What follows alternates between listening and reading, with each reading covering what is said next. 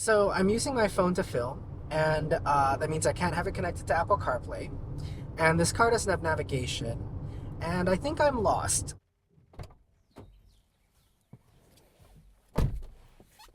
Hey everyone, welcome back to the channel. I'm Josh, and today I thought I would bring you along on a quick joyride in our Rav4 Prime.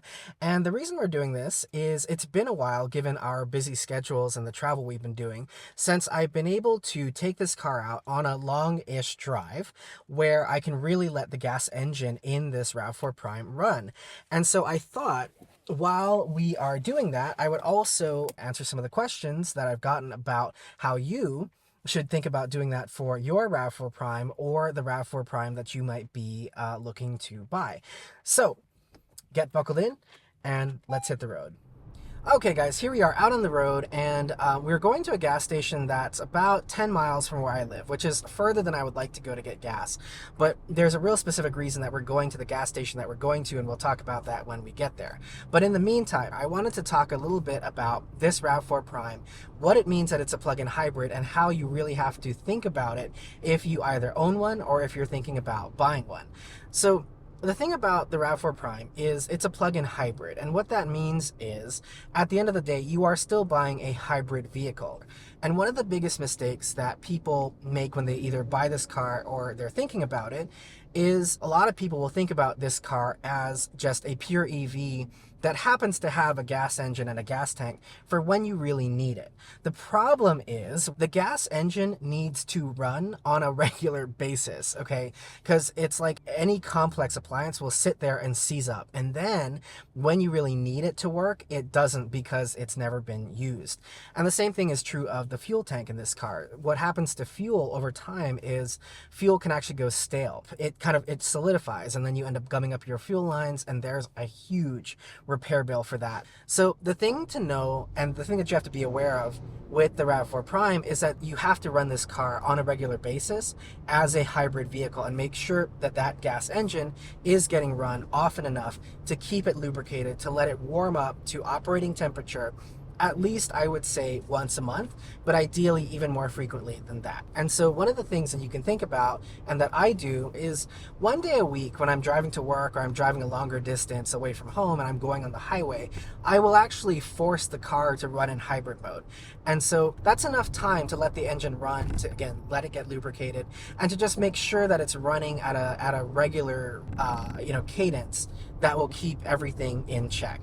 As it's doing that, of course, I'm using fuel from the fuel tank, and so that's not getting stale either. And then other times, like what's actually happened here in the last month, where we've been doing a lot of traveling for both work and leisure, and so this car has either sat at home or at the airport for most of that time.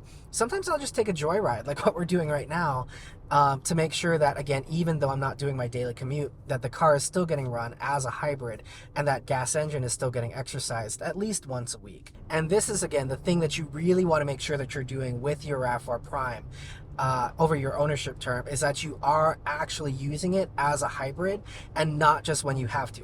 There are some really interesting commercials out there from Volvo where it says electric with a backup plan, and I love that messaging, because I do actually think that that is the promise and the potential of a plug-in hybrid. However, I also think that's a little bit misleading, because even though that is really what these cars are about, you still do have to drive them as hybrids. You can't just leave the gas engine sitting there for 6 to 8 months and then call upon it to all of a sudden do like a 2,000-mile road trip. You might end up in some pretty serious trouble if that's how you're using it. And so this is where I hear a lot of people say, I want the RAV4 Prime because I'm not ready to go full BEV yet, and range anxiety and depreciation anxiety and all the other infrastructure anxiety, all the other things that come along with BEV ownership. But the thing is, okay, if you are never going to drive it as a hybrid vehicle, you actually risk doing a lot of damage to the gas engine and the gas tank and all the gas lines in this car if they're never actually going to get used. You can always get towed to another charger if you run out of range in an EV. If your gas engine just goes kaput, that's a whole other story. Okay, so I know it looks like we're out in the middle of nowhere, and we kind of are, but I promise you we are on the right track to the gas station.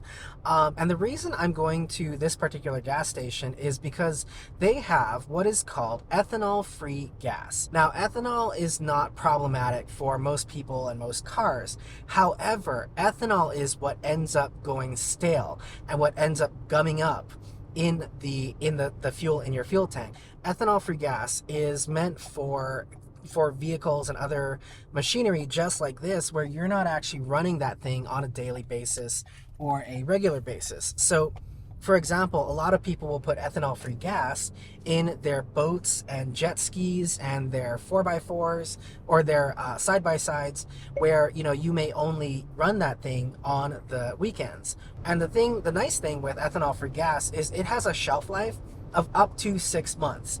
And so even though I make a deliberate effort to empty the gas tank in this car once every 2 to 3 months, it gives me the peace of mind that if for any reason there was ever a time when I wasn't able to empty the tank in this car, that often, that the gas in here will have a shelf life that's longer than, the regular 87 octane that you're going to get at any gas station out there.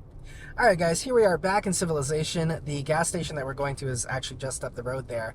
I can actually see the sign from where I am. And one thing I wanted to mention before we get there is ethanol-free gas is more expensive than your standard 87 octane regular gas. That is what this RAV4 Prime requires. So that will mean that your price for a fill-up is going to be more expensive than your typical 87 octane gas. However, because of how infrequently you need to fill up this car, it means that although you're paying more, you're not paying for that nearly as often. Okay, so we're at the pump. Let's go ahead, hop out, and fill up our RAV4 Prime. All right, guys, and here is the pump for ethanol-free gas. You see it says no ethanol there on the pump here. So it's actually a different nozzle from the ethanol pump where you'd get your normal gas. Here at this station, it says specifically no ethanol, and pump is red. You can see down here, it is 90 octane as well. So as opposed to 87, 89, and 93 for regular, mid-grade, and premium of your typical ethanol gas. But other than that, no real difference. Fills up exactly the same way in the car.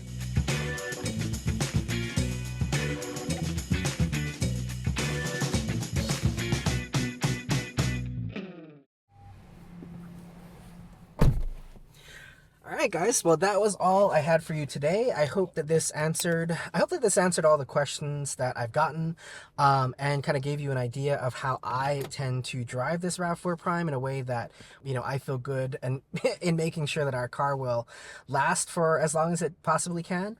Any other questions and comments that you might have, leave them in the comments downstairs, or as always, you can email me at any time at the email that you see here on screen. I love hearing from you guys, and as I always say, so many of the videos that we do here on this channel start out as emails from all of you. So thank you guys so much for watching. I will see you in the next one. Have a great one, and take care.